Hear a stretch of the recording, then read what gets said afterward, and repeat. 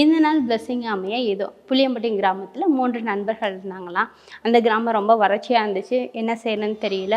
உடனே அந்த முதியவர் கூப்பிட்டு, அப்பா பச்சை மலைங்கிற ஒரு மலையில் ஒரு பணக்கார மனிதர் இருக்கிறாரு, அவர் எல்லாருக்கும் உதவி செய்கிற ஒரு மனுஷன், நீங்கள் அவரை போய் பாருங்கள், உங்கள் காரியங்களும் வாய்க்கும் அப்படின்னு சொன்னாங்களாம். சரின்னு இந்த 3 பசங்களும் போய் அந்த பணக்கார மனிதரை போய் சந்திக்கிறாங்க.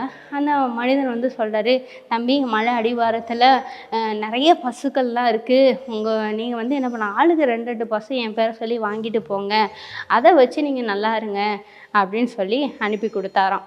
அப்படி இவங்க 3 பேரும் போகிறாங்க. அங்கே போய் அவர் பேரை சொல்லி அவரோட மாட்டு மந்தையிலேருந்து மாடுகளை பெற்று செல்கிறாங்க.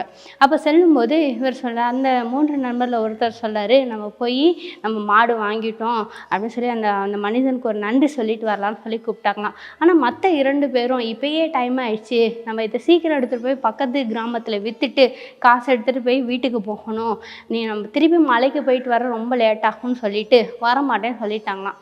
ஆனால் இந்த மனுஷன் மட்டும் இல்லைல்ல, நான் போய் நன்றி சொல்லிட்டு தான் வருவேன் அப்படின்னு சொல்லிட்டு இவர் திரும்பி அந்த மலைக்கு போய் அந்த பணக்கார மனிதரை பார்த்து, ஐயா நீங்கள் சொன்னபடியே 2 மாடை பெற்றுக்கொண்டேன், ரொம்ப நன்றியான்னு சொன்னாராம்.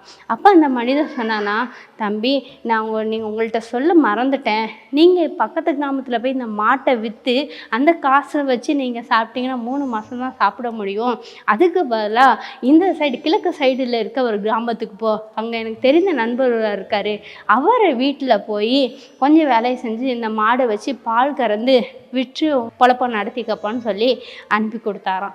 அதே மாதிரி இவர் போய் அந்த கிராமத்தில் அந்த நண்பரோட உதவியோட வீடு எடுத்து தங்கி பாலை விற்று அதில் வர காசை வச்சு தன்னுடைய வருமானத்தை பெருக்கி நிறைய மாடுகள் வாங்கி ஒரு பெரிய பால் பண்ணைக்கே ஒரு முதலாளி மாதிரி ஆயிட்டாராம். அதே சமயம் இந்த 2 நண்பர்களும் பக்கத்து கிராமத்துக்கு சென்று மாடுகளை விற்று அந்த வர காசில் 3 மாதம் மட்டும்தான் நல்லா சந்தோஷமாக இருந்தாங்களாம். அதுக்கப்புறம் திருப்பி அவங்க வேலை இல்லாமல் ரொம்ப வறுமையினால் கஷ்டப்பட்டாங்களாம். இதை தான் பைபிளும் சொல்லுது. 10 குஷ்டரோகிகள் இருந்தாங்க, அதில் ஒருத்தன் மாத்திரம்தான் ஆண்டவர்கிட்ட நன்றி சொல்ல வந்தான். அவன் நன்றி சொன்னது நிமித்தம் ஆண்டவர் அவனுக்கு அழியாத நித்திய ஜீவனாகிய ரட்சிப்பின் அனுபவத்தை அவனுக்கு சொல்லி கொடுத்தாரு. இந்த நாளும் நம்மளும் ஆண்டவர்கிட்ட அநேக காரியங்களை நன்மையாக நம்ம பெற்றுட்ருக்கோம்.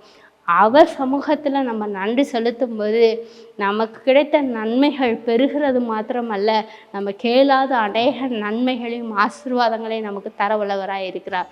எனவே நன்றி உள்ளவர்களாக இருப்போம். தேவன் நம்மை உங்களை ஆசீர்வதிப்பாராக.